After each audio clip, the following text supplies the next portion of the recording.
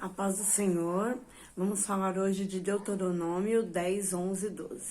No começo desse capítulo, o Senhor fala com Moisés que é para que ele novamente suba ao monte, que o Senhor vai escrever novamente os 10 mandamentos na pedra, para que Moisés guarde dentro da arca.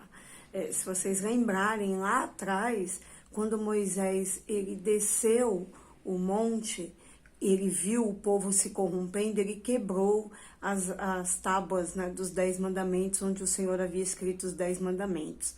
Então, Moisés agora faz uma nova vez, sobe novamente ao monte, para que o Senhor possa escrever. Na verdade, nesse momento aqui, no começo de Deuteronômio, ele está falando do que aconteceu para o povo que está prestes a entrar na terra que o Senhor preparou, porque isso já havia acontecido, essa segunda subida de Moisés ao monte, para que o Senhor pudesse escrever ali as suas ordenanças, as suas formas de direcionar o comportamento daquele povo enquanto eles estivessem já na nova terra, a terra que o Senhor havia preparado para eles. O Senhor já especifica também que ele deseja que tenha uma arca. Essa arca é feita com madeira de acácia, os seus varais onde vão ser carregadas essa arca, ele é revestido de cetim, e essas placas dos 10 mandamentos serão colocadas dentro da arca da aliança ali. O Senhor vai falando através de Moisés daquilo que já havia acontecido, ele vai lembrando o povo de quanto é importante todos esses ensinamentos que o Senhor já havia dado.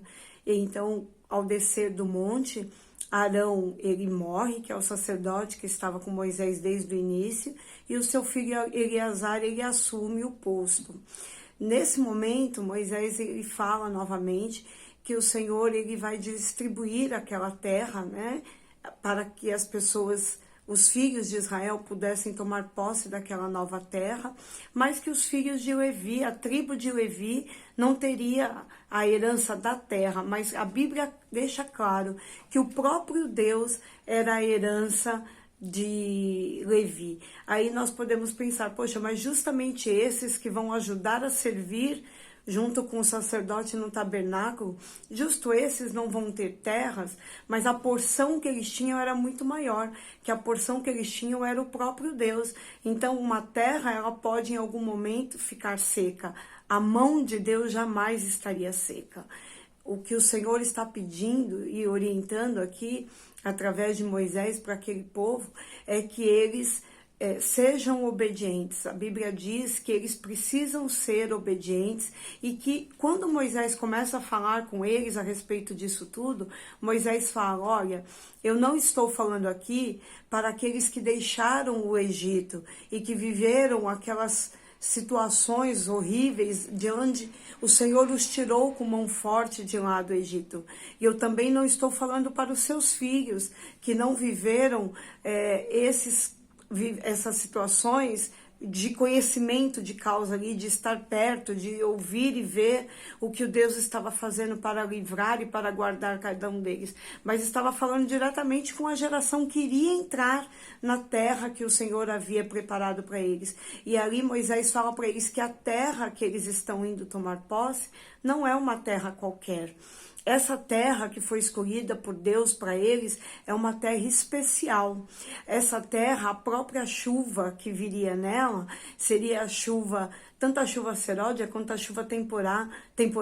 Então eles não teriam ali para eles a falta do viver da terra. A terra produziria, porque ela seria uma terra abundante. O Senhor fala para eles aqui que essa terra era uma terra que de fato manava leite e mel. Era uma terra que tudo aquilo que eles estariam ali plantando, eles colheriam de uma maneira poderosa. E aqui eu quero fazer uma pausa nesse vídeo. A terra que o Senhor prometeu para mim e para você é essa terra que mana leite e mel. Essa terra abençoada que não vai faltar a chuva, que é a provisão da produção da terra para a minha vida e para a sua vida. Porém, existe um porém aqui. O Senhor fala através de Moisés para aquele povo que para que eles pudessem continuar recebendo do bom daquela terra e serem providos por aquela terra, eles teriam que ser obedientes. o Senhor fala que eles precisam amar a Deus sobre todas as coisas e guardar os seus mandamentos. Era impossível guardar todos aqueles mandamentos que o Senhor estava ordenando e ensinando a eles de como eles poderiam e deveriam conviver nessa nova terra se eles de fato não amassem a Deus. Mas o Senhor também diz que o próprio Deus os ama.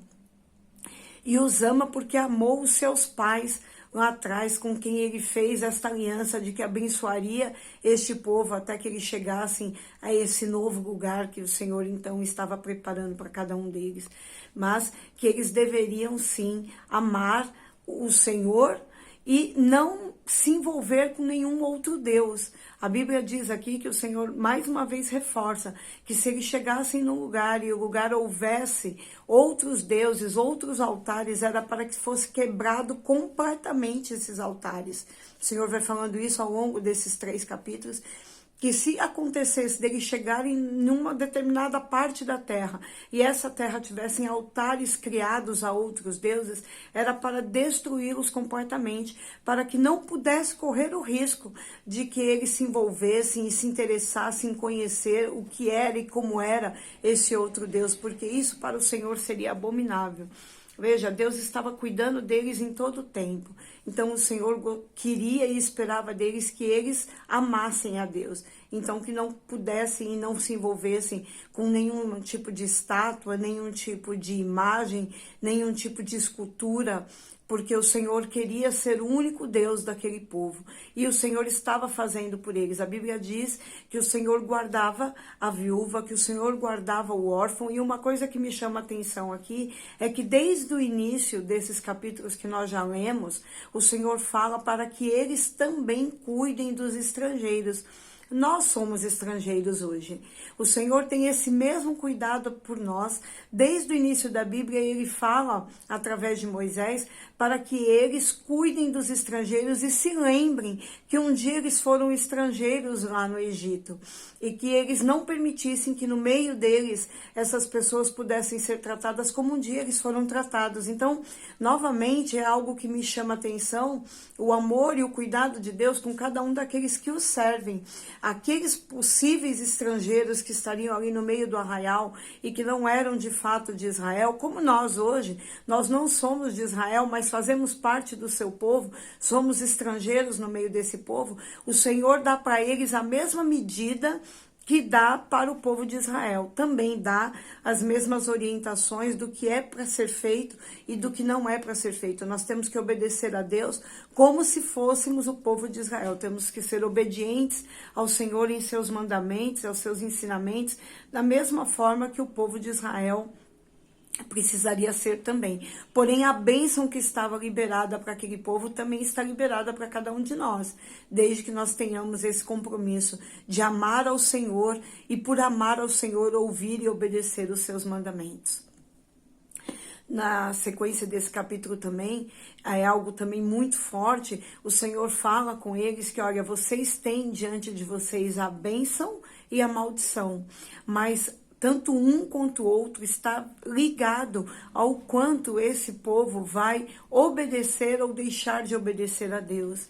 Então, para sermos abençoados, não é exatamente ir à luta de 1 milhão de coisas que nós entendemos que são importantes para o nosso dia a dia. Já falei anteriormente, é óbvio que é importante você se qualificar, se classificar, se preparar, ser alguém que busca ser o melhor todos os dias, mas o nosso melhor todos os dias está em ser obediente a Deus, porque Ele traz para nós a chuva. Você não tem poder, nem eu tenho poder de trazer a chuva, que é a provisão da terra, mas o Senhor tem. Ele faz daquilo que nós não conseguimos imaginar. Nós nunca poderíamos, ou aquele povo jamais poderia imaginar a terra que eles iriam herdar, ou como seria a terra que eles iriam herdar, ou como eles viveriam nessa terra que eles herdariam. E nós também não podemos imaginar o tamanho dos planos que o Senhor tem para nós. aquele povo, dentro do povo de Israel, quando estavam caminhando, eles tinham uma série de obrigações a serem feitas, e que o Senhor estava ensinando a cada um deles como fazer ali a sua parte.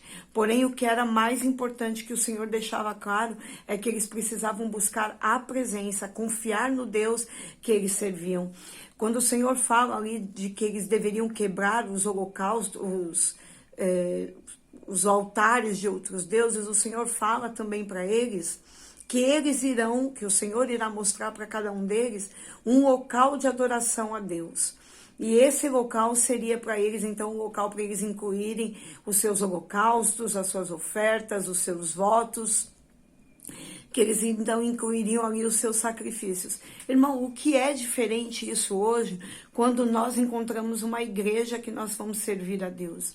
O Senhor também nos conduz, ali como conduziu o povo de Israel para encontrar este lugar onde eles fariam os seus holocaustos, o Senhor também nos orienta a chegarmos a uma determinada igreja. Existem 1000 igrejas, talvez até mais do que isso, mas o Senhor nos leva a uma específica, e é ali naquele lugar que o Senhor pede que nós venhamos a adorar ao Senhor. E adorar ao Senhor como?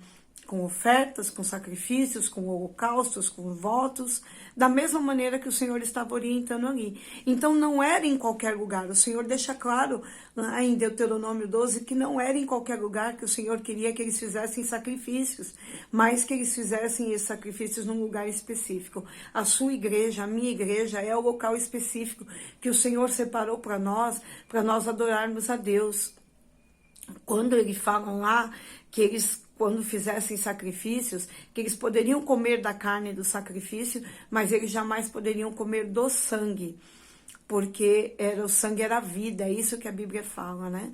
E hoje nós temos diante de nós o sangue de Cristo, que é o sangue que nos purifica, que é a vida. Então nós precisamos também respeitar este sangue de Cristo que está sobre nós e procurarmos fazer os nossos holocaustos da nossa vida da melhor maneira possível, para que o Senhor se agrade daquilo que nós temos oferecido a Ele. Amém? Hoje eu fico por aqui. Eu agradeço novamente aos irmãos que têm acompanhado, e amanhã nós voltamos com a sequência de Deuteronômio. Amém.